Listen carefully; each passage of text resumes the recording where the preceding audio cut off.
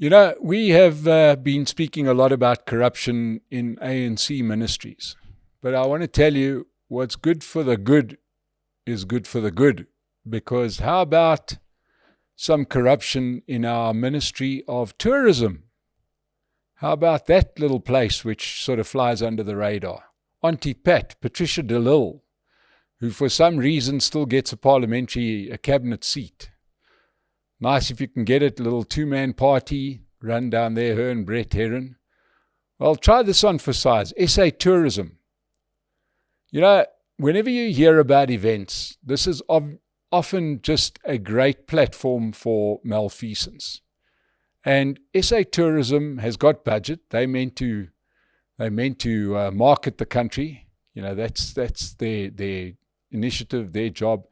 One of the events that they've always funded, or two of the events that they've always funded, have always been quite successful. Meetings Africa and Africa Travel in Durban. And these would attract many, many companies that would, be there to display and to market their services, as well as people coming in there, and a lot of business connections being done at these events. And it's always gone along pretty smoothly. No problem at all. And what does SA Tourism decide to do? Well, they decide to re-award the contract, except for both of those events. Except that this time they decide to give it to somebody new. A company called Pom Express. Now, what's interesting about Pom Express is that one of its directors used to be the managing director of SA Tourism, a chap by the name of Neil Naguru. So they get 100 million rand contract to run what was formerly two of South Africa's best tourism and events, right in the absolute sweet spot of SA Tourism. And then they take over, they get the contract ahead of the company that was running it, as well as another renowned event company, that both scored considerably higher than Pom Express, but yet somehow SA Tourism decides it's a good idea to award the contract to a new company, where the director just happens to be your old MD. Now, if this was done by an ANC minister, we'd be all over it. Everybody would be crying foul. The DA would be up in arms. But this time, it's one of the small parties. It's Patricia de Lille. Wasn't she the original corruption buster back in her PAC days, when she was the first person to blow the whistle on the arms deal? Well, she's been very quiet. As far as I can hear, I haven't heard a peep out of her about this, and I don't know if you've heard anything.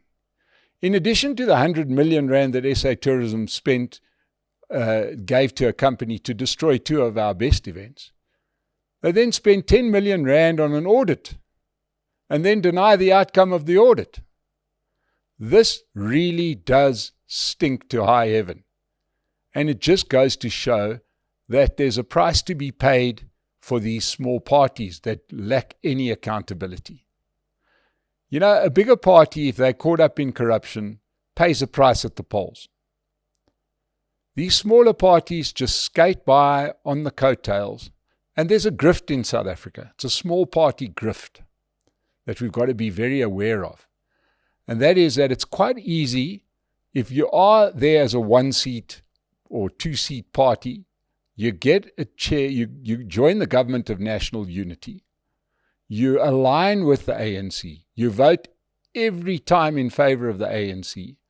And they keep you there as a cabinet minister, regardless of how good or how bad you are. And, Patricia de Lille, this is now her second stint as Minister of Tourism. Remember, she was moved from a bigger portfolio before. Not very good at what she does.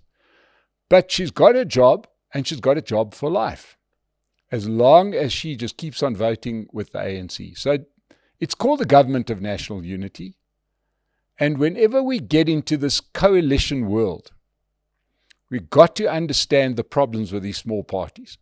It raises the issue of thresholds. You would have heard this in the discussion as we led into the government of national unity. And that is to say that unless, even if you get a seat in parliament, that's fine, but unless you have a certain minimum threshold, you can't be part of a coalition.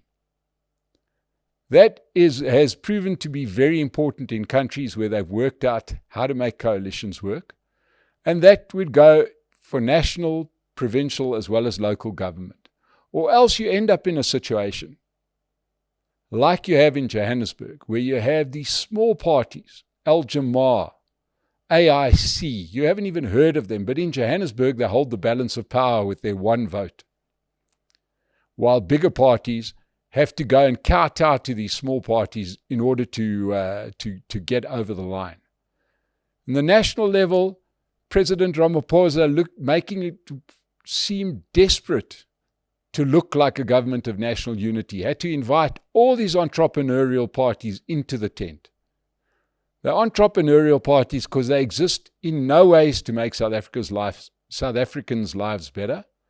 They exist purely to help the leaders of those parties live way above their means.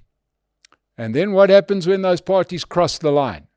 What happens when that minister is corrupt? If you look at the outcry with corrupt ANC ministers, we know what the action is.